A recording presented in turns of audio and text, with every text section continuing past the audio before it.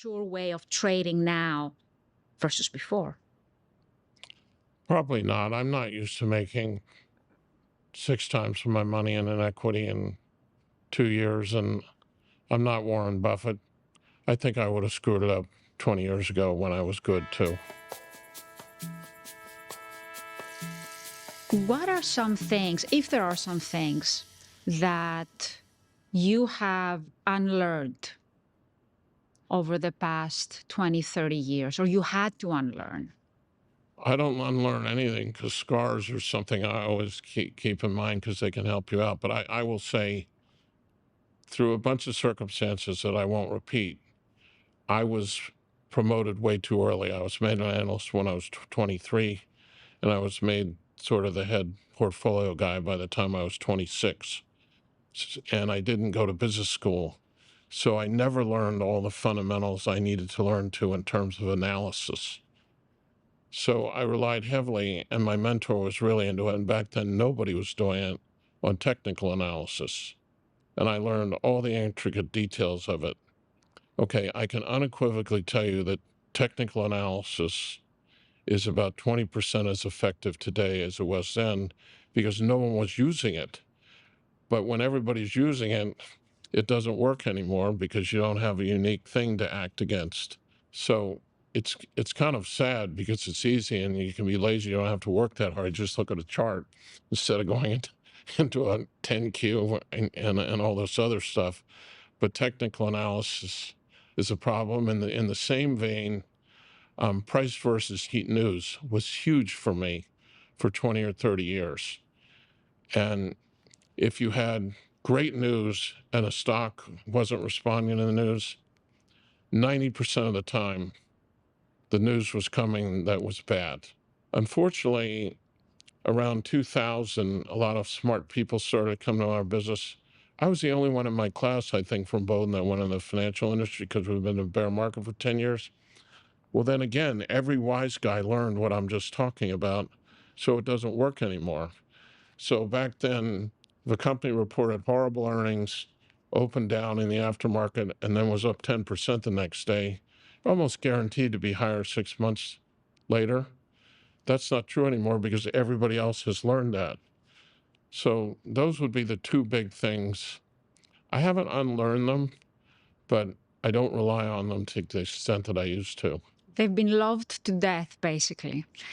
Are there any other signals that have been elevated in importance then, conversely to signals that have been diminished? Not really. There's no silver bullet, and I'm the great beneficiary of 40 years of scars and successes that I can go back on, and a lot of pattern recognition because there's not much I haven't seen in this business. I'd say the biggest disappointment in my career has been, I think I have more wisdom and I have more tools of the trade than I had in my 30s and 40s, and I was a much better portfolio manager then because back then I had courage. I would take bigger convicted positions.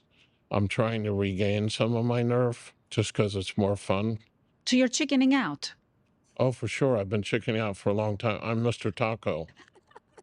Except it's not tea, it's Taco. Druck always chickens out.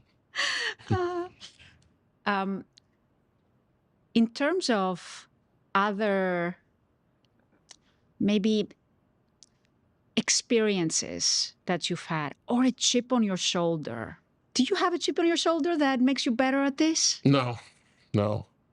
I just grew up.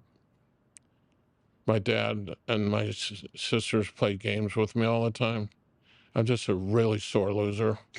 I love games, but I really hate to lose. So I'm just very driven. It's a sickness. I don't know where it comes from, but I might as well channel it and make it productive instead of just a disease because it is a little bit unseemly, but it's who I am. Embrace it. Finally, this show is called Hard Lessons. Can you look back in your life or career and maybe take us through something that you had to learn the hard way? Let me just say, I have so many scars, you can't believe it. Everyone knows how I played the NASDAQ melt up in 99, sold it perfectly in January. and then bought the exact top, and someone says, "What did you learn from that?" I said, "Nothing. I learned not to do that 20 years before." But I got emotional, which I fight every day. I would literally like throw up like once or twice a week just from anxiety when I'd have a drawdown and so forth. And at some point in my career, I learned that you're going to continue to make mistakes. You're going to continue to get emotional. You're going to continue to have that happen from now and then. But you've got a gift. And just stop torturing yourself for like 48 hours or maybe longer over this, because you've been doing this long enough and the record is there long enough that it's no longer like random accident, which I did not believe for like 15 years. So the hard lessons have been like hundreds of mistakes, but that they're just a moment in time. And when you have these drawdowns, and if there's money managers listening to this and you're good, it's easier said than done. Just get over it and move on. So Stan Druckenmiller had imposter syndrome for 15 years? Yes. Maybe longer. Wow. Maybe longer. Incredible. As we're finishing, I want to say thank you for being here. I got to know you later in your career, and it's just been fascinating to see you think and trade, to see you in action. You've been very generous with your time.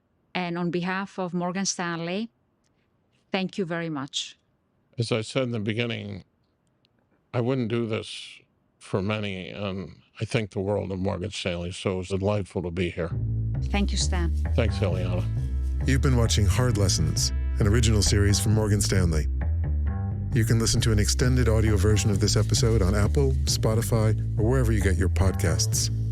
For more information about the series, visit morganstanley.com/hardlessons.